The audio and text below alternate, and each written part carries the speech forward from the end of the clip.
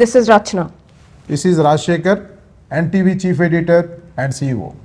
Today, it is my honor to interact with a significant leader who has positioned India on a global stage. Prime Minister Shri Narendra Modi ji has been significant in transforming India's digital landscape and crucial in shaping its external affairs. His leadership embraces technology, enhances governance with massive digital initiatives. Deeply rooted in reviving and preserving the rich heritage of Indian culture, he is a visionary with a modern outlook and a global leader par excellence in economic development. He is a rare blend of technology, innovation and tradition in his governance. Pradhan Mantri ji, Namaste. Namaskar ji. We are from NTV, Bhakti TV and Vanita TV from the Telugu states. Thank you so much for taking your time out and during this busy election schedule. आपके दर्शकों को भी मेरा नमस्कार. Thank you. Diving into the first question, Prime Minister साहब, आपका assessment क्या है? अभी तक 3 phases हो गया, तो what do you have to say about that?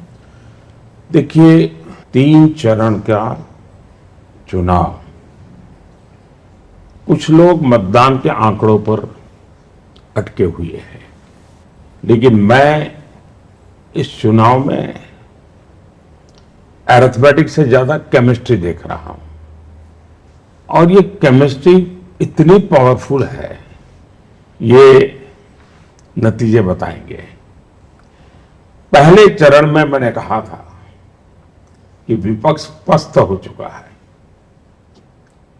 दूसरे चरण के बाद मैंने कहा था अब ये ध्वस्त हो चुका है.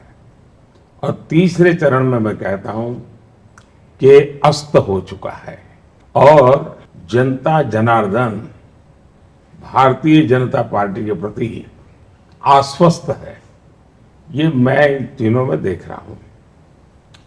3 चरणों के प्रचार में मुझे कई रैली करने का मौका मिला, कई रोड शो करने का मौका मिला, मीडिया के मित्रों से भी छुट-फुट बात होती रही. मैं 14 का चुनाव भी देखा है, 19 का भी देखा है. सामान्य नागरिक जिसको कहें, जो राजनीति की गतिविधियों से दूर रहता है, मैं उन लोगों को इस बार मेरे कार्यक्रमों में देख रहा हूं. ये एक बहुत बड़ी निशानी है कि इस प्रकार का समाज जीवन का तबका चुनाव में आपका समर्थन करने के लिए आ जाए.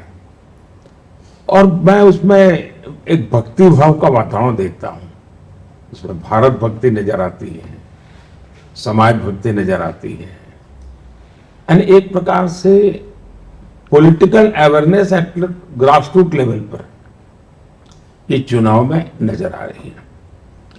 मैं मानता हूं कि 2019 के भी रिकॉर्ड ये चुनाव तोड़ेगा, हर प्रकार से रिकॉर्ड तोड़ेगी.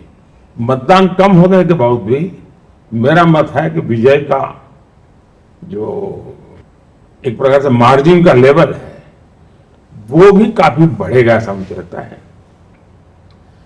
और जहां तक विपक्ष का सवाल है, शायद एक तो उनका इंडिया अलायंस चला ही नहीं, वो 2-4 रैली कर पाए और पहले दिन उन्होंने केरल में इंडिया अलायंस में के खिलाफ, अपने लेफ्ट के खिलाफ खुद चुनाव खड़े हो गए कांग्रेस के नेता. तो अविश्वास बड़ा जबरदस्त है. सीट आखिर तक वो तय नहीं कर पाते हैं. अभी तक उनका कोई कैंपेन का कोई थीम नजर नहीं आता है. मोदी को गाली गलौज करना वो तो ठीक है, में होता रहता है. और मैं मानता हूं कि इस बार कांग्रेस पार्टी की स्थिति बहुत खराब होगी. ओवरऑल इंडिया अलायंस एक प्रकार से पूरी तरह बहुत ही हालत खराब हो जाएगी. और उन्होंने भी मान लिया है, इसलिए आपने देखा होगा को कभी वो इलेक्शन कमीशन पर बवाल खड़ा कर देते हैं, कभी ईवीएम पर बवाल खड़ा कर देते हैं, कभी मतदान के आंकड़ों को लेकर के रोना धोना शुरू कर देते हैं.